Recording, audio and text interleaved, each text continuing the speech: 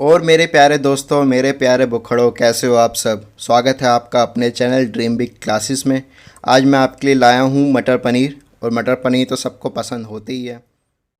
मटर पनीर बहुत ही तरीके से बनाया जाता है। बहुत ही वेरिएशन है इसको बनाने के। और जितने भी तरीके से बनाएं इसको, ये बहुत ही डिलीशियस लगता है खाने में, क्योंकि मटर का पनीर के साथ जो कॉम्बो है ना, बहुत ही डिलीशियस होता है। तो मैं अपने स्टाइल से आज इसको बना के दिखाऊंगा।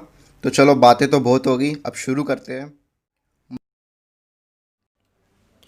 तो रेसिपी शुरू करने से पहले आप अपने चैनल ड्रीम बिग क्लासेस को सब्सक्राइब ज़रूर करें, और अगर ये वीडियो पसंद आए तो इसको लाइक ज़रूर करें। तो चलो शुरू करते हैं। तो मटर पनीर बनाने के लिए हमको चाहिए चॉप्ड अनियंस,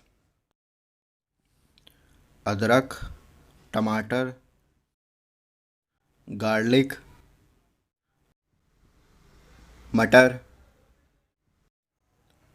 पनीर।